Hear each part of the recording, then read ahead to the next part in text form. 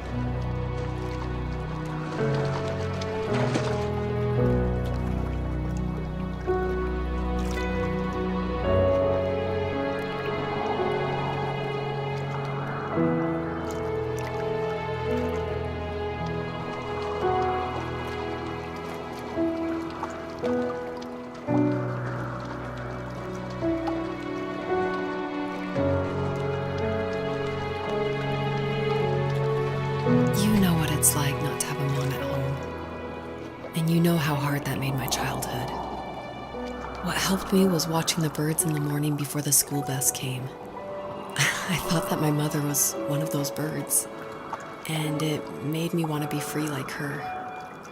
My mom taught me how to fold origami cranes while she was in the hospital. So I told myself I would fold one every day until I could fly myself.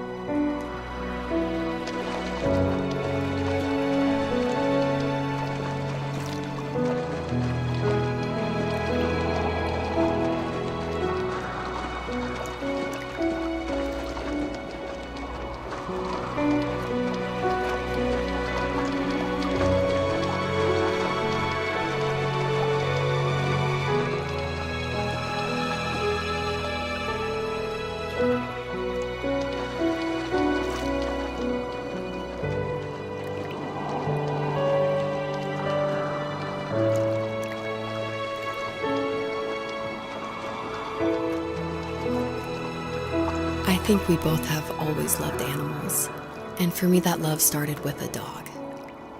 Sometimes this Rottweiler would come up to our property line and wait at the fence for me, but only once in a while. I was sure to check every day immediately after school, and it usually ended in disappointment. I would even steal money from my passed-out dad just so I could buy these off-brand dog biscuits. Even when she did stop by, she never went beyond the fence. Why was she so scared?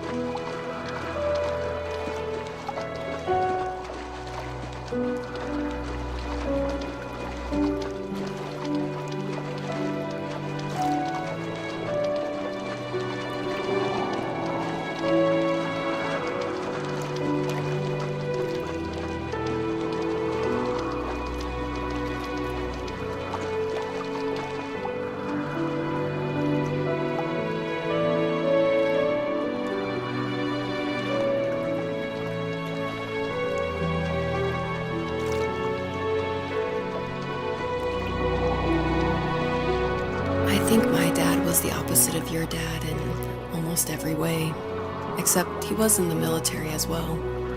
He coped with alcohol of every kind. The trailer started falling apart, he got angry, and I withdrew.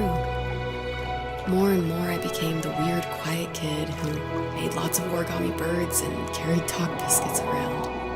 I think we were pretty similar when it came to being the weird kids. And that same sincerity in college was one of the reasons I was so drawn to you.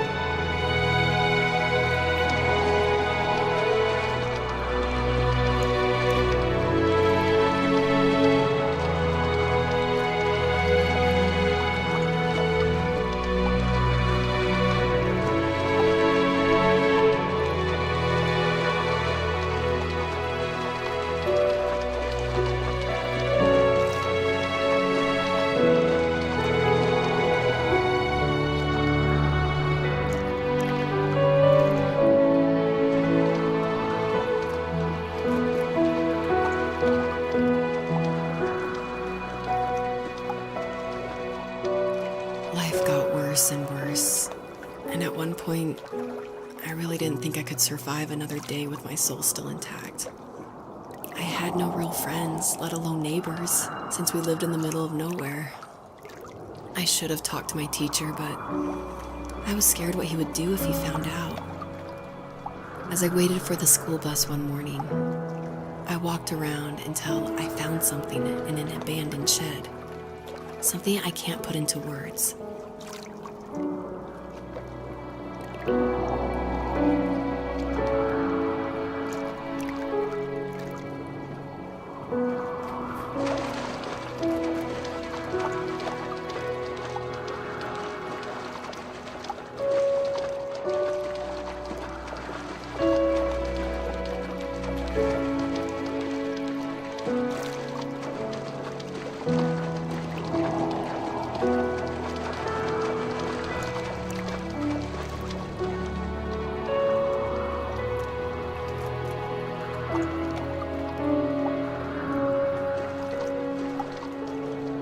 I summoned courage I didn't know I had, and I broke into my dad's room and found the key to the shed where he had locked my bike. I'll never forget that feeling, the wind rushing by my ears as the sun rose over fields of wheat. I was flying for the first time. I biked as far as my legs could take me until I found a house that felt friendly, and that felt like home. Those strangers helped me in so many ways. And if it wasn't for them, I wouldn't have found my foster family. And if it wasn't for my parents, I wouldn't have met you.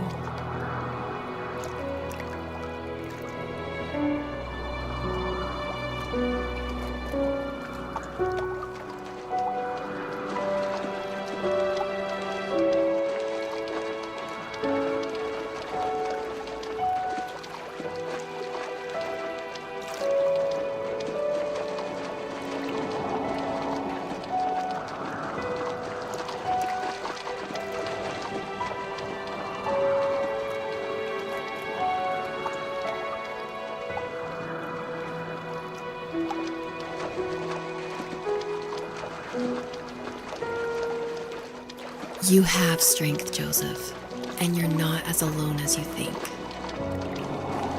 It's all just so pointless, just waiting for life to happen. It's like having the home I always wanted is cursed out of my reach. The thought of being a parent myself, how could I do that when I couldn't even be a good son? I'm sorry, I know what you're saying. I just don't know how things will work out. These quiet hours will turn into years. We'll wonder which roads passed us by. Then we'll forge a new road together. Besides, I discovered for myself that one fateful morning where any hopeful road leads to. There may be thorns and mist, but it always leads to the same thing. And what's that? Family. I'm so glad that you're part of my family, Rachel. And I'm glad you're part of mine.